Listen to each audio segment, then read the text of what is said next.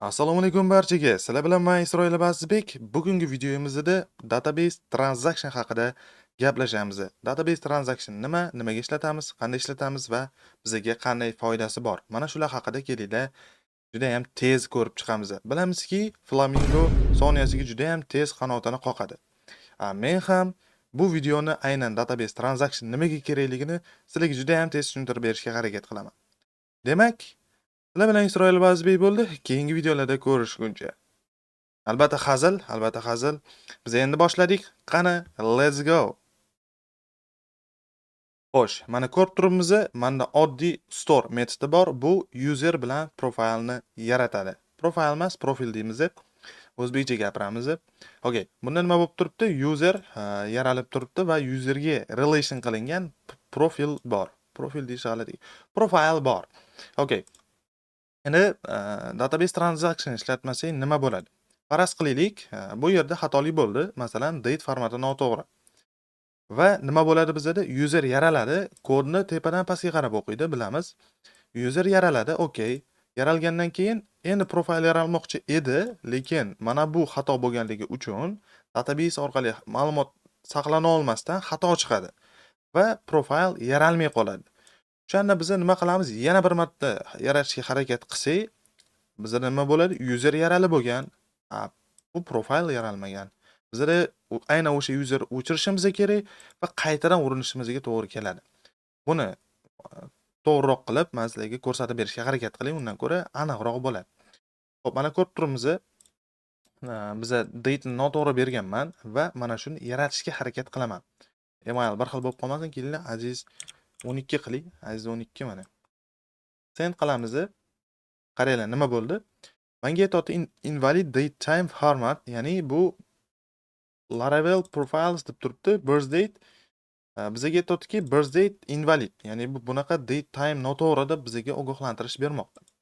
Okey, qaraymiz. User aziz 12 yaraldi, aziz 12 yaraldi. Profilga qaraydigan bo'lsak, mana user ID'si ko'rib turibmiz. Buniki 10, profilniki esa 9. Ya'ni user yaraldi, profil yaralmadi. Ya'ni chala bo'lib qolib ketdi.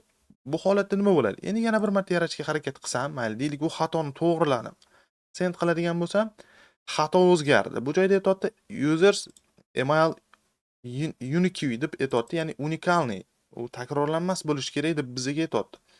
Bu nima degani? Biz уже user yaratib qo'ydik va unga profilisiz yaralib qoldi va bu narsa noto'g'ri.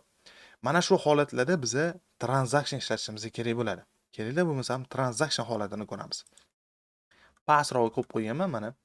Store best deb yozilgan, menga o'xshab eng zo'ri deyilgani. Try catch bilan qilingan, try catch, okey. Bu yoqda boshlanadi va bu narsa bo'ladi. Agar bo'lsa commit bo'ladi, ya'ni ma'lumotlar bazasiga saqlanadi, umumiy saqlanadi. Agar bo'lmaydigan bo'lsa rollback, ya'ni saqlangani orqaga qaytariladi, ya'ni o'chib ketadi. Buni sinab ko'ramiz, kelinglar birgalikda sinab ko'ramiz. Bizda store best bor. Date time atayin xato qilamiz, 2025 qilamiz dedi. Aziz 13 qilamiz buni. 13.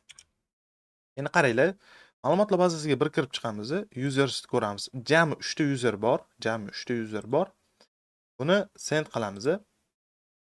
Bizga aytayapti, invalid date time format. Ya'ni biz buni bildik, date time noto'g'ri. Okey. Bunga kirib ko'ramiz. Ko'rishinglar mumkin, user yaralmagan. O'zi aslida yaraladi, lekin rollback qilib o'chirib tashlanadi. Orqasiga qaytarib o'chirib tashlanadi. Buni bilish uchun mana oddiy ko'rishlar mumkin. Mana bu user degan o'zgaruvchimizni logga yozib ketishimiz mumkin. Okey, mana. Endi storage ga kirib logni ko'rib olamiz va buni tozalab tashlaymiz. Yaxshi. Endi ko'ramiz, bu ham toza. Send qilamiz. User yaralmadi. Mana, ko'rib turibsizlar nima bo'ldi? Aslida user yaraldi. ID 13 bo'lib, user yaraldi-da, menga kelgandan keyin xato chiqdi va try catchni catch ishlab, buni databasega saqlangan hammasini rollback qilib o'chiradi va bizga mana bu xatoni chiqazib beradi. Endi to'g'ri holatda yuboradigan bo'lsak, mana bu bizning to'g'ri variantimiz. Mana ko'rishinglar mumkin. Send qilamiz. User created. Okay. User yaraldi mana 14 ko'ryapsizlar. 10 dan keyin 14 bo'lib ketdi. Sababi 12 yaraldi, o'chirib tashlandi. 13 yaraldi, o'chirildi. 14 mana endi yaraldi.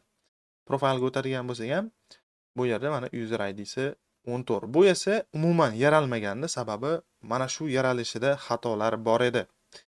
Mana shuning uchun biz nima qilishimiz kerak? Database transactionlarni ishlatishimiz kerak. Mana bu joyda transaksiya boshlandi deb aytildi. O'rtasiga query'larni qo'ydik, o'sha saqlanishi kerak bo'lgan query'larni va agar bu try ishlasa commit bo'ladi. Ma'lumotlar bazasiga commit bo'ladi. Agar aks holda rollback qilib saqlangan narsalar ham o'chirilib yuboriladi. Mana shuning uchun ham bu bizga database transactionlar kerak bo'ladi. Bu qisqacha misol va juda ham tez o'rgatdim degan umiddaman. Xuddi kalibrlar qanotini juda ham tez kalibrlar qozoqcha gapirmoqchi bo'ldim, mayli. Sizlar bilan Isroil Vazibek bo'ldi. Keyingi darslarda ko'rishguncha